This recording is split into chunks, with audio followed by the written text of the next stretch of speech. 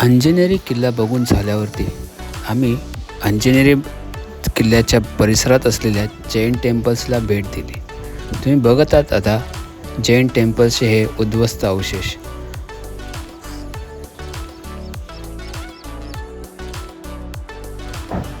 या अवशेषांचे निरीक्षण करताना आम्हाला आढळून आले आता या अवशेषांचे परत पुनरावसन चालू होते। त्याचे काम सध्या त्या परिस्थितीत होते की तिथे काम चालू आहे। तुम्ही बघतायत आजूबाजूला जी दगडी पडल्यात त्यांच्यावरती नावं नंबर्स लिहून ठेवलेत।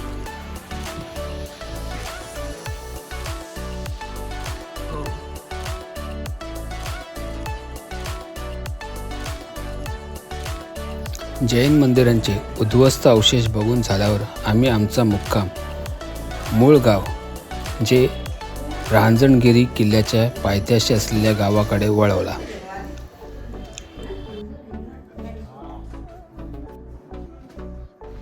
हा किल्ला तसा अपरिचित किल्ला म्हणून ओळखला जातो, कारण या किल्ल्यावरच नाही तर किल्ल्याच्या पायथ्याशी असलेल्या मूळ गावातील लोकांनासुद्धा माहीत नाही की त्यांच्या बाजूला रांजणगिरी म्हणून किल्ला अस्तित्वात आहे।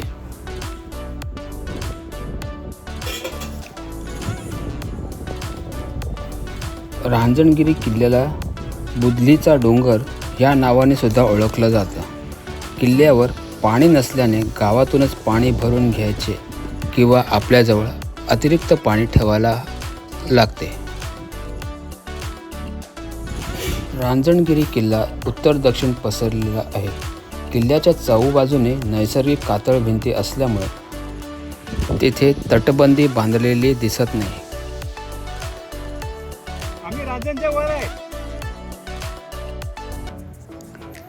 या खिंडीतून ओबडधोबड खडकाळ असणारा टप्पा चढून वर गेल्यावरती किल्ल्याच्या कातळकोरीव पायऱ्या दिसतात।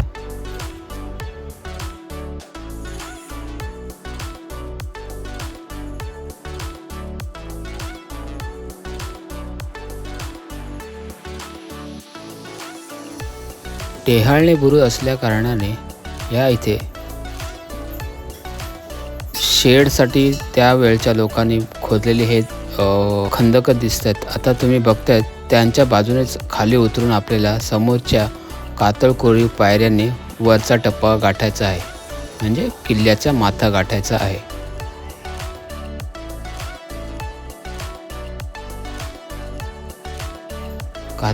कातळकोरीव पायऱ्यावरती चढून जाताना आपल्याला अजून काही दगडात कोरलेल्या पायऱ्या नजरेस पडतात आणि आपण पोहोचतो त्या पायऱ्यांच्या मार्गाने गडमाथ्यावरती।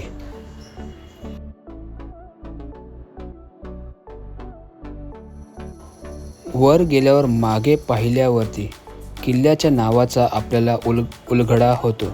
किल्ल्यापुढील दोन सुळक्यांचा टेकडीचा आकार हुबेहूब उपड्या ठेवलेल्या रांजणासारखा दिसतो।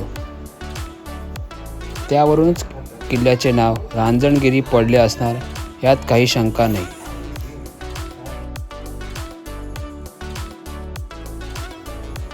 समुद्र सपाटीपासून 970 मीटर म्हणजेच 3182 मीटर उंचीचा असलेला हा किल्ला आपण कोणत्याही ऋतूत पाहू शकतो। मूळ गावातून 1.5 तासापेक्षा कमी वेळेत आपण किल्ल्यावर पोहोचतो। गडमाथ्यावर पोचल्यावरती आमच्या सर्व टीमने थोडीशी विश्रांती घेतली, पेटपूजा केली थोडीशी आणि मग आमचा किल्ल्याचा सफर चालू केला। किल्ल्यावर सर्वत्र गवत माजले आहे। वर पोचतात फुटलेला एक तलाव दिसतो। या तलावात पाणी साचत नसल्यामुळे तो कोरडा काठ आहे।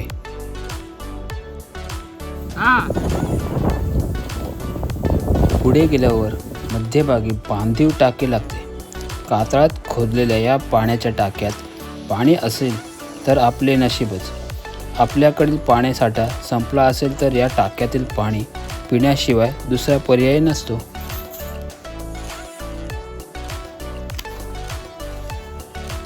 या टाक्यापासून पुढे गेल्यावर एक उंचवटा लागतो। तो चढून गेल्यावर पलीकडच्या डोंगरास येते। मात्र त्यावर कोणतेही दुर्गावशेष नाहीत. किल्ल्याचा माथा लांब सडका असला तरी अत्यंत आटोपशीर आहे. हा छोटेखानी किल्ला मोक्याच्या जागी वसला असल्यामुळे टेहाळणीसाठीच वापरण्यात येत असावा.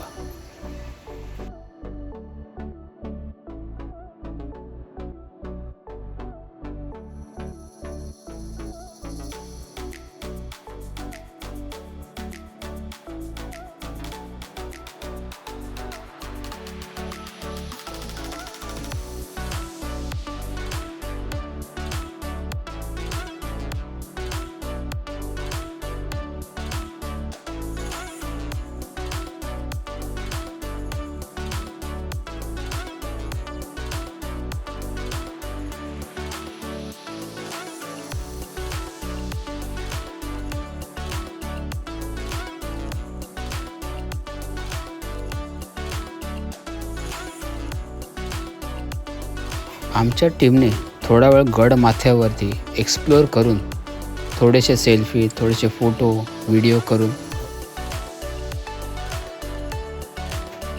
थोडा वेळ गड माथ्यावरती फिरून झाल्यावर आम्ही आमच्या परतीच्या मार्गावर चालू केलं.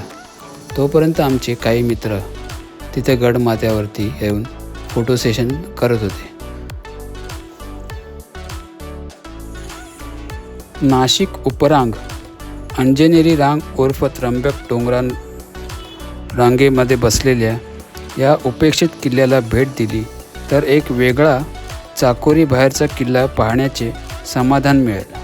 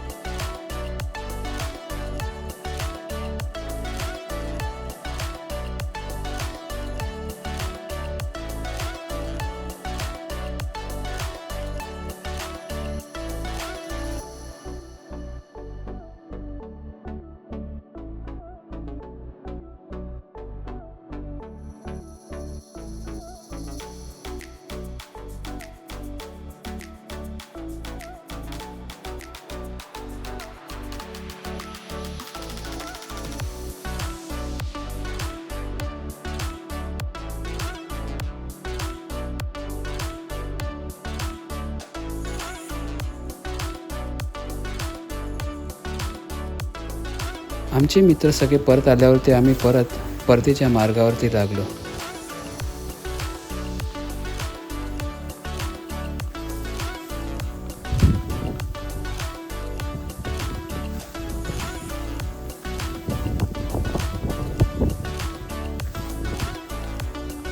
मस्त मस्त व्हिडिओ भेटलेला आहे. तर आता आमची टीम उतरण्याच्या मार्गावर आहे परतीच्या रस्त्याने. तुम्ही बघतायत रांजणगिरी किल्ला आपण सर केलेला आहे आणि आता आपण परतीच्या मार्गावर आहोत.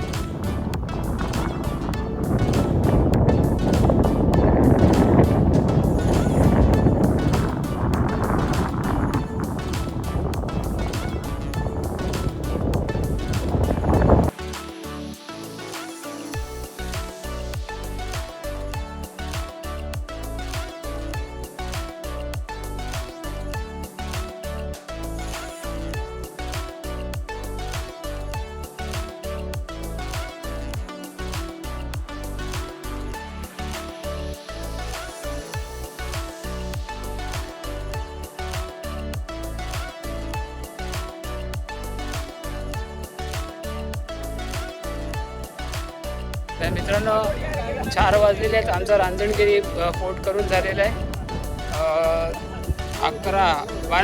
1 वाजता आम्ही चालू केलेलं रांजणगिरी, 1-1.5 वाजता आणि 4 वाजता आमचा हा कंप्लीट झालेला आहे. 2 तास 1.5-2 तास वरती चढायला, 2 तास 1 तास उतरायला, अशा प्रकारे आमचा 4 तासात हा पूर्ण किल्ला बघून झाला आहे. वरती 2 टाक्या आहेत वरती आणि बघण्यासारखं म्हणजे नजारे खूप चांगले आहेत. तर तुम्ही पण येऊन रांजणगिरी किल्ला करू शकता. बघा आमची टीम परतीच्या मार्गावर लागलेली आहे.